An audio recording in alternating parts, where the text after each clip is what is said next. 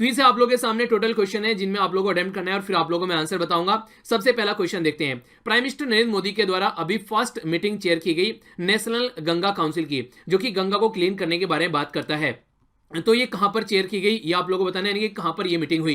According to data के द्वारा अगर प्रस्तुत किया गया जो मिनिस्ट्री के द्वारा लोकसभा में, उसमें बोला गया कि 3 लाख जो रूरल जो हाउस होल्ड है बेसिकली वो lack of quality drinking water है, यानी कि उनको ढंग से पीने का पानी नहीं मिल पा रहा है। कौन सी मिनिस्ट्री के द्वारा लोकसभा में ये इन्फॉर्मेशन प्रोवाइड कराई गई है? यूएन जनरल असेंबली के द्वारा 1993 में ये एक कॉन्फ्रेंस जो देखने को मिली, ह्यूमन राइट काउंसिल के थ्रू एक बॉडी स्टेब्लिश की गई, जिसको जो कि वर्ल्ड लेवल की एक बॉडी है। ये अभी न्यूज में इसलिए थी, इसके द्वारा क्रिटिसाइज किया गया हमारी कंट्री में सिटीजनशिप अमेंडमेंट एक्ट। तो ये बॉडी का नाम आप लोगों को बताना है, जो कि यूएन के अंडर में आती है और 1993 में स्टेब्लिश किया गया था, ह्यूमन राइट की एक बॉडी है। नेशनल फार्मास्यूटिकल जो प्राइसिंग अथॉरिटी है, जिसको एनपीपीए आप लोग बोलते हैं, इसके द्वारा बात की जा रही है फार्मास्यूटिकल ड्रग्स के बारे में, जो कि स्टेब्लिश की गई थी 1997 में। ये कौन से डिपार्टमेंट के अंडर में आती है और कौन सी मिनिस्ट्री के अंडर में आती है, दोनों आप लोगों को बताना है, क्योंकि हमारी कंट्री में जो इसेंशियल ड्रग है, जो बीमारी की, खासकर जो ऐसी बीमारी है जिनके लिए अफोर्डेबल प्राइस होना चाहिए, ये यहां पर तय करती है। ठीक है, तो इसका पता होना चाहिए किस मिनिस्ट्री और किस डिपार्टमेंट के अंडर में ये आती है। तापी रिवर के बारे में बात करें तो किस किस रिवर के बीच में आती है तापी नदी, ये आप लोगों को बताना है। इंटरनेशनल मैरीटाइम ऑर्गेनाइजेशन, जिसको आप लोग आईएमओ बोलते हैं, इसके बारे में इसके द्वारा भी बोला गया सल्फर ऑक्साइड को रिड्यूस करने के लिए। तो फर्स्ट टाइम कब यहां पर इन्फोर्स में आया था, ये जो शिपिंग इंडस्ट्री है उसमें सल्फर ऑक्साइड को कैसे कम कर सकते हैं, जो कि एक टॉक्सिक गैस आप लोग बोल सकते हैं। ठीक है, तो इसके बारे में बताना है कि कब फर्स्ट टाइम इसको रेगुलेट किया गया था। इससे पहले जो है नॉर्मल चीज चल रही थी, पर लेकिन जैसे जैसे इंडस्ट्री बढ़ती है वैसे वैसे जो उसके इंपैक्ट है वो काफी अलग तरीके के नजर आते हैं, तो उसके चलते ये काफी इंपॉर्टेंट फैक्ट बन जाता है। आइए नजर डालते हैं क्या क्या बातें की जा रही है। प्राइम मिनिस्टर नरेंद्र मोदी जी के द्वारा जो चेयर की गई है, कानपुर उत्तर प्रदेश के अंदर चेयर किया गया नेशनल गंगा काउंसिल की मीटिंग। नेक्स्ट यहां पर मिनिस्ट्री ऑफ जल शक्ति के द्वारा इन्फॉर्म किया गया लगभग 3 लाख लोगों के करीब जो लोग हैं उनके ढंग का पीने का पानी भी नहीं मिल पा रहा है। ये ऑफिस है, इसको बोलते हैं हम लोग, इसको बोलते हैं office of high commissioner for human right. तो ये यूनाइटेड नेशन की एक बॉडी है जो कि ह्यूमन राइट के बारे में ध्यान रखती है ऑल ओवर वर्ल्ड में। तो हमारी कंट्री में जो सिटीजनशिप अमेंडमेंट एक्ट के चलते जो प्रॉब्लम है, उसके चलते ह्यूमन राइट के बारे में यहां पर बात की गई है। National pharmaceutical pricing authority NPPA है, ये हमारी कंट्री में प्राइस कैसे होते हैं ड्रग के, यानी कि दवाइयों के, उसके रिलेटेड उनको रेगुलेट करती है। डिपार्टमेंट ऑफ फार्मास्यूटिकल, जो कि ministry of chemical and fertiliser के अंडर में आते हैं। नॉर्मली आप लोग को कंफ्यूज करने के लिए यहां पर क्वेश्चन बनेगा, स्टेटमेंट में देगा मिनिस्ट्री ऑफ हेल्थ, क्योंकि दवाइयों के बारे में बात की जा रही है, तो कंफ्यूज नहीं होना है। यहां पर ये ministry of chemical and fertiliser के अंडर में आती है, जो कि ट्रिकी क्वेश्चन आप लोग के लिए एग्जाम में बन जाता है।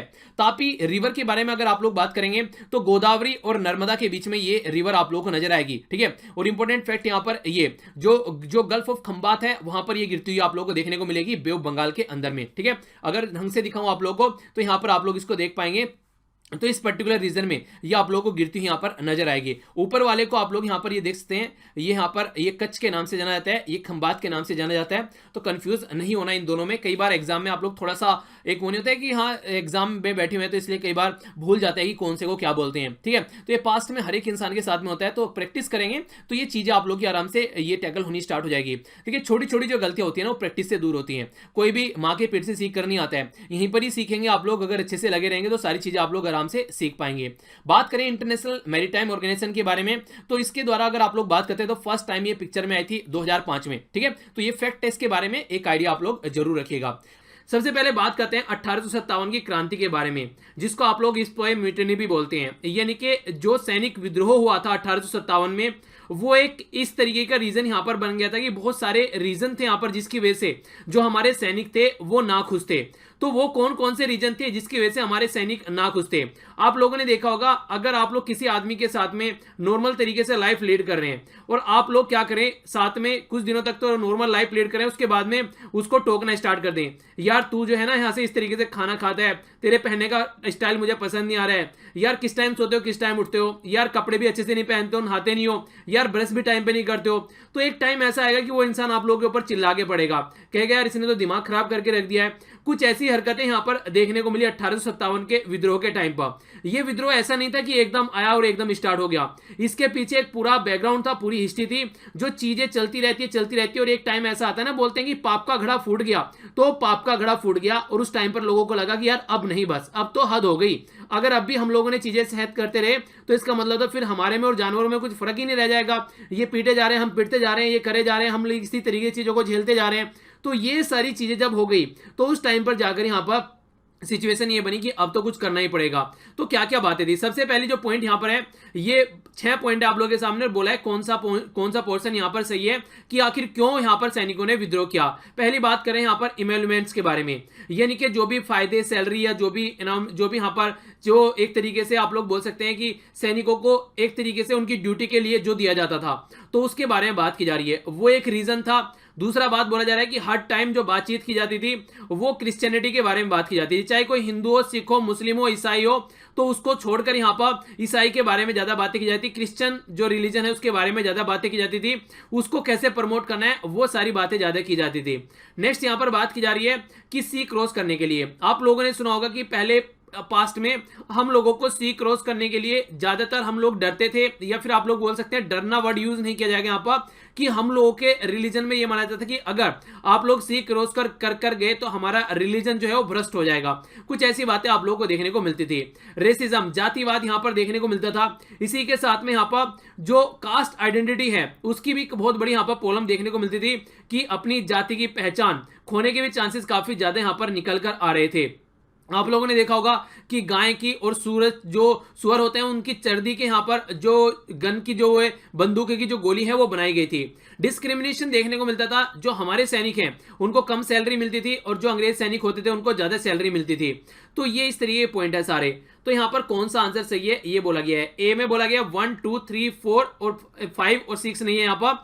बी में बोला गया 1 2 एंड 6, सी में बोला गया 2 3 5 6, डी में बोला गया 1 2 3 4 5 6।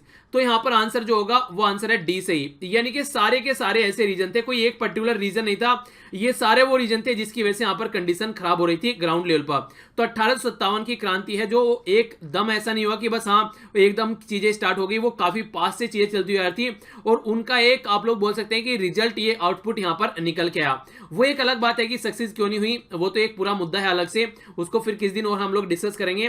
बेसिक ये था कि उनके पास में कोई लीडरशिप नहीं थी, वहां पर कोई एक गाइडेंस वहां पर नहीं था, सब अपने अपने एरिया में लोगों ने स्टार्ट कर दिया और फिर बाद में आके ऐसा हो गया कि हाँ कि यार अब क्या करना है। वो नहीं होता कि सब अलग अलग जाकर लड़ने लगे, एक साथ लड़ेंगे तो एक साथ में इकट्ठा अच्छा रिजल्ट निकाल कर आएंगे, पर लेकिन कोई ढंग की लीडरशिप वहां पर थी नहीं, सब अपने अपने एरिया के लिए लड़ रहे थे बेसिकली।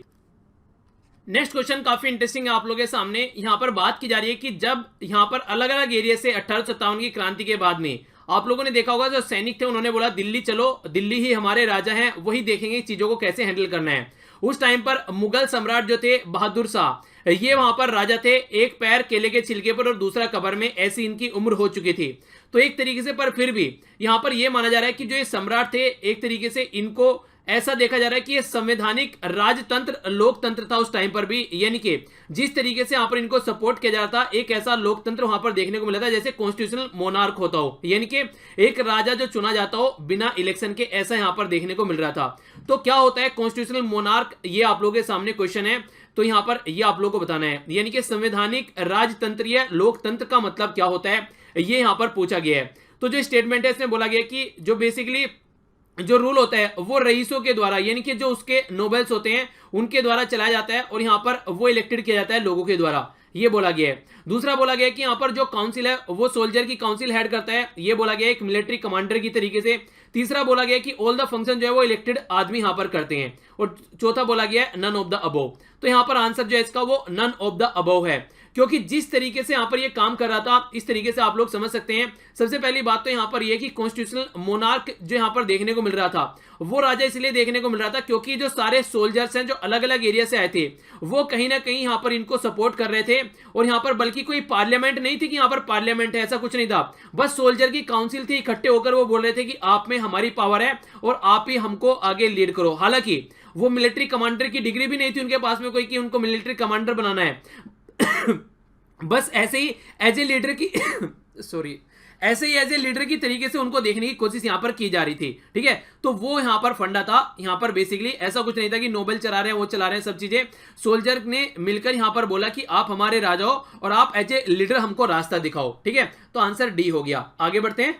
नेक्स्ट क्वेश्चन में बात की जा रही है यहां पर कि जो 1857 की क्रांति थी वो ना तो साउथ में ज्यादा देखने को मिली, ना ईस्टर्न और इसी के साथ में मोस्ट ईस्टर्न और वेस्टर्न पार्ट में भी यहां पर कम ही देखने को मिली। रीजन क्या था, यहां पर मैक्सिमम आप लोगों को ये सेंट्रल इंडिया में, खासकर वो भी जो खासकर यूपी वाला जो एरिया है इसके आसपास आप लोगों को ज्यादा ये पोर्शन देखने को मिला। जो अवध, जिसको लखनऊ वाला पोर्शन जो आप लोग खासकर देख सकते हैं, या फिर मेरठ वाला पोर्शन, तो यहां पर ज्यादा देखने को मिला। ना साउथ में, ना ईस्ट में, ना वेस्ट में ज्यादा देखने को मिला। इसका रीजन क्या था? पहली स्टेटमेंट बोला गया कि लैक ऑफ रेलवे नेटवर्क बोला गया है। दूसरे में बोला गया कि सप्रेस कर दिया गया जो भी सिविल जो रिबेल थे, जिनके द्वारा भी जरा सा भी सिविल यहां पर प्रोटेस्ट किया गया। तीसरा बोला गया कि लैक ऑफ नॉलेज थी यहां पर, उर्दू वगैरह की इन सब चीजों की यहां पर नॉलेज अच्छी नहीं थी। तीसरा बोला है नन ऑफ द अबोव। तो जो आंसर सही है वो आंसर है यहां पर क्या, बी सही है आंसर। क्योंकि देखिए जहां पर भी रिवोल्ट करने की कोशिश की गई वहीं पर ही अंग्रेजों के द्वारा उसको सप्रेस कर दिया गया, रिवोल्ट को पनपने से पहले ही ऐसे स्टेप उनके द्वारा उठाए गए मैक्सिमम टाइम। और सबसे बड़ी बात यहां पर यह थी, लोगों को यह भी लग रहा था कि सब अपने अपने लोकल रीजन के लिए लड़ रहे हैं। कानपुर में अलग लड़ रहे हैं, झांसी में अलग लड़ रहे हैं, अलग अलग लोग आप लोगों को देखने को मिला अलग अलग रीजन में लड़ रहे हैं। लखनऊ में कोई अलग लड़ रहा है, पर लेकिन कोई भी पर्टिकुलर एक कोज के लिए नहीं लड़ रहे हैं कि हाँ, ऐसा नहीं कि हाँ हमको अपना देश आजाद कराना है सबको मिलकर, वो कहीं नहीं दिख रहा था। तो ये भी एक बड़ा रीजन था। और यहां पर दूसरा, पहला सबसे बड़ा रीजन था कि सप्रेस कर दिया गया, और दूसरा यहां पर कोई एक पर्टिकुलर रास्ता नहीं नजर आ रहा था लोगों को कि एक्चुअल में कर किस लिए रहे हैं ये काम। तो इसलिए भी यहां पर काफी बड़ी प्रॉब्लम देखने को मिली। तो आंसर बी हो गया। आगे चलते हैं। अंग्रेजों ने हम लोग को एक तरीके से नहीं मारा है, चुन चुन के अलग अलग तरीके से अलग अलग एरिया में हम लोगों को मारा है। इसी तरीके से बात की जा रही है 1857 की सेंचुरी की अगर बात की जाए तो हमारा हैंडीक्राफ्ट जो हस्तशिल्प था वो कहीं ना कहीं एक तरीके से उसका विनाश हो गया।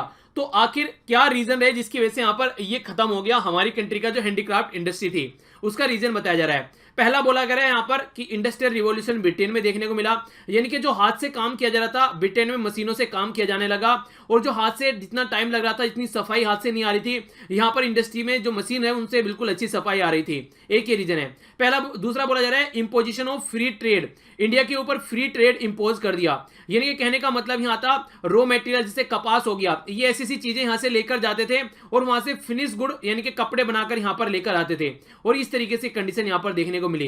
तीसरा बोला जा रहा है कि यहां पर हमारी कंट्री में मशीन आ गई काफी सारी और वो काम करने लगी, इसलिए यहां पर जो हस्तशिल्प है वो खत्म हो गया।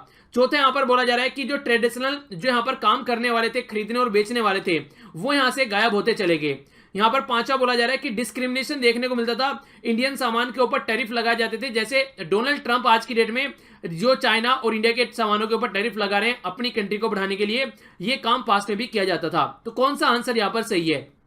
ए में बोला जा रहा है 1, 2, 4 एंड 5, बी में बोला जा रहा है 2, 3, 4 एंड 5, सी में बोला जा रहा है 1, 3, 4 एंड 5, डी में बोला जा रहा है 1, 2, 3, 4 एंड 5। तो कौन सा आंसर यहां पर सही है? तो आंसर जो सही है यहां पर ये है ए सही, क्योंकि जो यहां पर arrival of machine to the Indian handicraft industry, अगर ऐसा होता तो कहानी कुछ और होती। हमारी कंट्री में इंडस्ट्रियलाइजेशन नहीं कर रहे थे, वो हमारी कंट्री में से रॉ मटेरियल निकाल के ले जा रहे थे, अपनी कंट्री में सामान बनाते थे और फिर हमारी कंट्री में लाकर बेचते थे। तो ये तीसरी स्टेटमेंट यहां पर बिल्कुल गलत है और तीसरी के बेस पर आप लोग आंसर दे सकते हैं। बाकी सारा काम इनके द्वारा किया गया। इंडस्ट्रियल रिवॉल्यूशन देखने को मिला ब्रिटेन में, हमारी कंट्री में फ्री ट्रेड इंपोज किया गया। इसी के साथ में जब लोगों को फायदा होना बंद हो गया तो लोगों ने यहां पर सामान बनाना ही बंद कर दिया। तो इस तरीके से यहां पर खरीदने और बेचने वाले भी खत्म होते चले गए इस पर्टिकुलर एरिया में।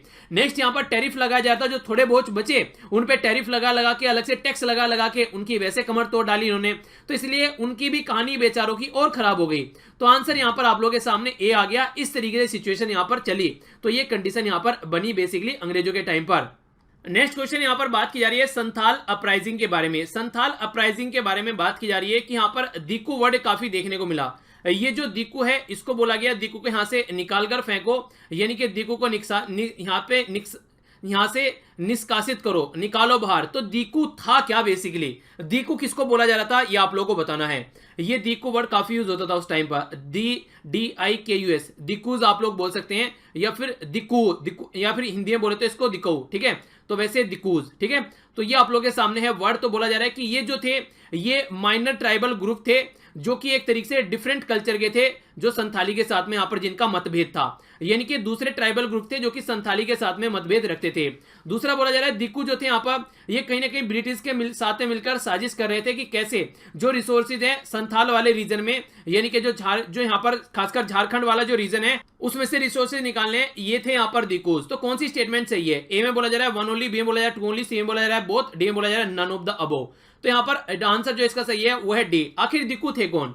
देखिए एक साइड में हो गए यहाँ पर ये फॉरेस्ट, यहाँ पर रहती है ट्राइबल कम्युनिटी, दूसरी साइड में यहाँ पर हो गए कुछ लोग जिनके पास में पैसा है, वो क्या कर रहे हैं, वो यहाँ पर जा रहे हैं जो फॉरेस्ट में, और यहाँ पर लोग जो है ट्राइबल वाले, उनके पास से पैसा तो है नहीं, तो उनको पैसा दे रहे हैं, उनको अपने ऊपर डिपेंडेंट बना रहे हैं, उनका वहां से एक्सप्लॉयटेशन कर रहे हैं, एक तरीके से उनको सप्रेस करने की कोशिश कर रहे हैं, उनको एक तरीके से अपने ऊपर डिपेंडेंट बना रहे हैं, और उनके एरिया में उनके ही बीच में फूट डाल रहे हैं। तो ये थे दीकू। तो बोला ये गया कि भैया इन दीकू को यहाँ पर भगाओ वरना ये हमको मार डालेंगे। तो इस तरह की कंडीशन यहाँ पर देखने को मिली, यानी कि जो अंग्रेज कर रहे थे यहाँ पर हमारे बीच में, ये बाहर के जो कारोबारी थे वहां से रिसोर्सेज निकालने के लिए ट्राइबल कम्युनिटी को अपने ऊपर डिपेंडेंट कर रहे थे, और जब वो पैसा नहीं दे पा रहे थे तो फिर उनको सप्रेस भी कर रहे थे, और ऊपर से उनकी जमीन भी हथियाने की कोशिश वहां पर कर रहे थे। तो ये ऐसी हरकतें बाहर के जो लोगों के द्वारा की गई, उनको बोला गया दिकूज। तो बोला गया भैया इनको दिकूज को भगाओ यहां से, ठीक है। तो ये झारखंड वाले रीजन में ये सारी चीजें देखने को मिली। तो ये है आंसर यहाँ पर इसका डी। तो ऐसे शब्द कई बार एग्जाम में डायरेक्ट पूछ लिए जाते हैं। नेक्स्ट यहाँ पर नील दर्पण, ये इतना एवरग्रीन क्वेश्चन है कि किसी न किसी एग्जाम में पूछ लिया जाता है कि नील दर्पण जो है वो किसके द्वारा लिखा गया है। नील दर्पण क्या था, आप लोगों ने यहां पर सुना होगा कि एक तरीके से यहां पर उस टाइम पर अंग्रेजों के टाइम पर जो नील की खेती की जाती थी, एक तरीके से जिसको इंडिगो आप लोग बोलते थे, इंडिगो फार्मर बना दिया गया, यानी कि गेहूं नहीं उगाना है आप लोगों को, नील उगाना है। बेसिकली ये कलर यूज किया जाता था कपड़ों के लिए, ये यहां पर कंडीशन देखने को मिलती थी। और ये बोलते थे कि गेहूं उगाओगे तो हम लोग को आपको ज्यादा पैसा नहीं देंगे, नील उगाओगे तो हम लोग आपको ज्यादा पैसा देंगे। इवन लोगों की जो खाने की जमीन थी, जिनमें खाना उगाना था, उनको गेहूं वगैरह उगाने थे, उसमें भी जबरदस्ती उनसे नील उगाया गया अपनी इंडस्ट्रीज के लिए। तो आधी भुखमरी वैसे आ गई, आधे लोग वैसे मर गए, और बाद में क्या करते थे, सस्ते में खरीदने की कोशिश करते थे उनके ऊपर सप्रेस प्रेशर डालकर। तो ये जो सारी कहानी है जिसकी वजह से किसानों ने सुसाइड करा, भूखे की वजह से किसान भी मर गए, उनके जानवर भी मर गए, तो ये सारी पूरी कहानी थी, ये नील दर्पण, यानी कि नील दर्पण नाम से जो यहां पर ये लिखी गई, जो ये पूरी कहानी ये लिखी गई यहां पर दीनबंधु मित्रा के द्वारा। दीनबंधु मित्रा ने उस टाइम पर अंग्रेजों के द्वारा जो अत्याचार किए गए यहां पर नील के नाम पर, ये इंडिगो फार्मिंग के नाम पर, वो सारा कार्यक्रम इसके अंदर दर्शाया गया है। और इस ये एक तरीके यहां पर ड्रामा जो देखने को मिलता है, ये यहां पर दिखाता है उस टाइम की सोसाइटी कैसी थी, किस तरीके से झेल रही थी, खाने के भी उनके लिए लाले पड़े हुए थे उस टाइम पर। तो ये सिचुएशन यहां पर देखने को मिली। तो आंसर क्या हो गया, सी आंसर हो गया। नेक्स्ट क्वेश्चन आप लोगों के सामने यहां पर बात कर रहा है, लोकहितवादी किसको बोला जाता था, यानी कि फेमसली एक एक्टिविस्ट थे हमारी कंट्री में, इंडियन फ्रीडम स्ट्रगल के दौरान में लोकहितवादी उनको कहा जाता था। तो पहला बोला गया है महादेव गोविंद रानाडे, ज्योतिबा फुल्ले, गोपाल हरि देशमुख, अक्षय कुमार दत्त। तो कौन थे यहां पर लोकहितवादी, तो आंसर है यहां पर सी, लोकहितवादी थे यहां पर गोपाल हरि देशमुख। महाराष्ट्र से यहां पर ये बिलोंग करते थे, और काफी शानदार तरीके से इनके द्वारा सपोर्ट किया गया चीजों को। तो यहां पर जनता के हित के बारे में ज्यादा बातें करते थे, एक सोशलिस्ट थे, तो इसलिए इनको लोकहितवादी यहां पर कहा जाता था, जो कि एक सोशल रिफॉर्मर थे महाराष्ट्र के अंदर। तो यहां पर ये थे गोपाल हरि देशमुख, एक राइटर भी थे, एक एक्टिविस्ट भी थे, सोसाइटी को एक सही दर्पण दिखाने की कोशिश करते थे। 1823 से लेकर 1892 तक का इनका टाइम पीरियड रहा, यानी कि 23 से लेकर 92 तक का इनका टाइम पीरियड रहा, जिसके टाइम पर इन्होंने खूब अच्छे से लोगों से कनेक्टेड रहे और उनकी हेल्प भी की काफी। तो आंसर सी हो गया यहां पर। तो ये था आज का हमारा नन्हा सा मुन्ना सा प्यारा सा डिस्कशन। आई होप कि आप लोगों ने एंजॉय किया होगा।